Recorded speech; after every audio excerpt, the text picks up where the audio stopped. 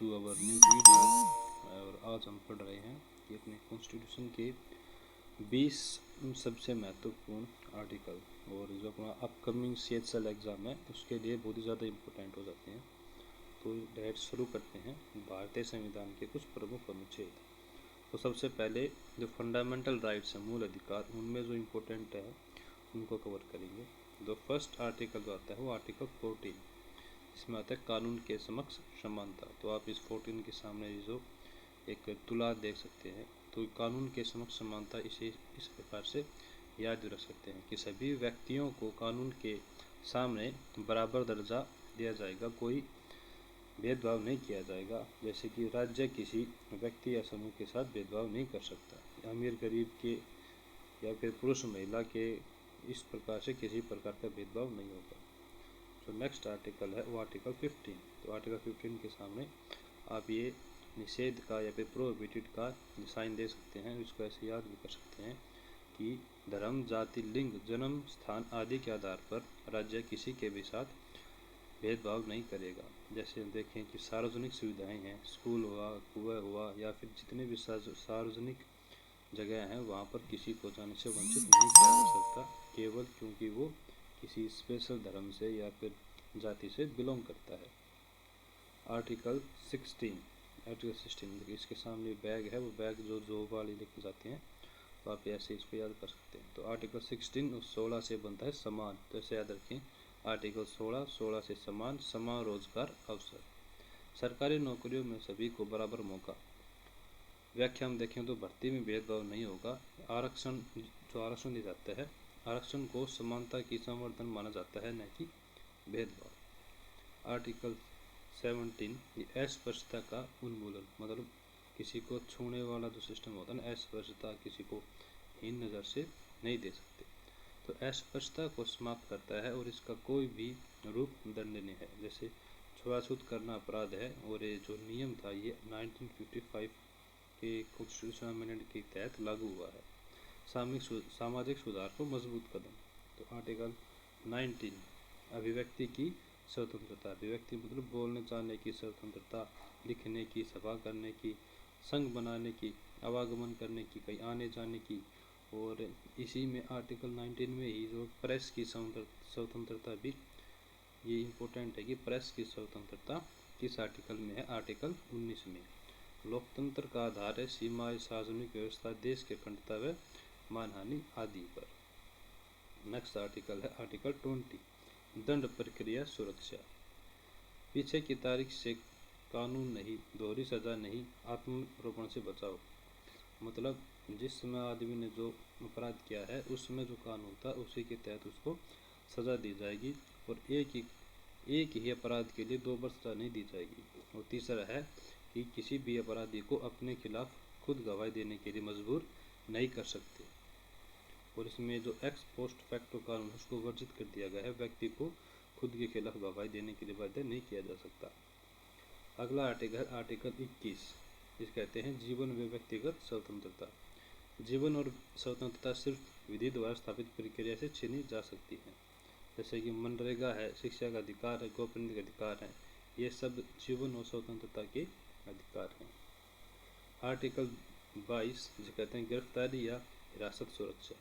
गिरफ्तारी के कारण बताना होगा और 24 घंटे में मजिस्ट्रेट के सामने पेश करना होगा। जैसे कि पुलिस किसी को हिरासत में लेती है तो सबसे पहली चीज़ है उसका कारण आपको पता होना चाहिए कि आपको गिरफ्तार क्यों किया गया है, और 24 घंटे के अंदर, आने जाने के समय को छोड़कर 24 घंटे के अंदर कोर्ट में आपको पेश करना पड़ेगा। तो इसमें एक इम्पोर्टेंट पॉइंट ये भी है कि आर्टिकल 20 को 2 से सिद्ध आर्टिकल भी कहते हैं। एग्जाम में पूछता है कि 2 सिद्ध आर्टिकल कौन सा है, और इसको याद कर सकते हैं 20 से 2, मतलब ना 20 और 2 से रिलेटेड है।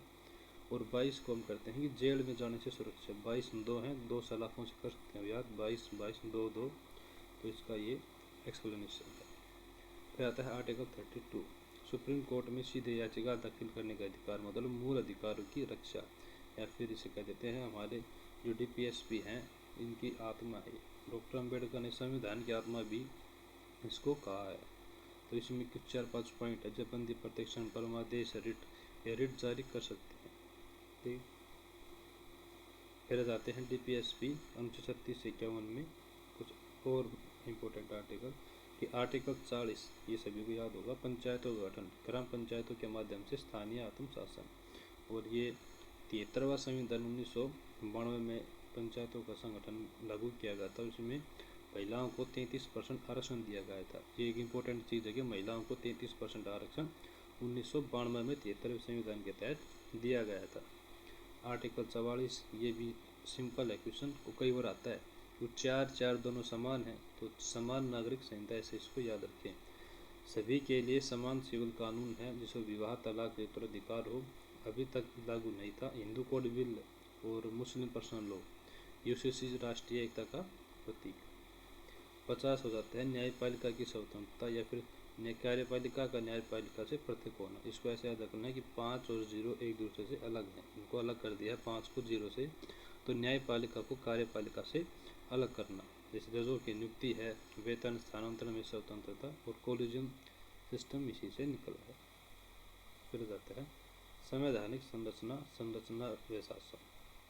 आर्टिकल 243, जिसमें पंचायती राज व्यवस्थाएं आती हैं। तो ग्रामीण क्षेत्रों में 3 स्तरीय स्वशासन होता है, जिसमें ग्राम, ब्लॉक और जिला। 73वां संशोधन द्वारा जोड़ा गया था और इसमें टोटल 29 विषय पंचायतों को दिए गए थे। फिर अगला था आर्टिकल 280 वित्त आयोग।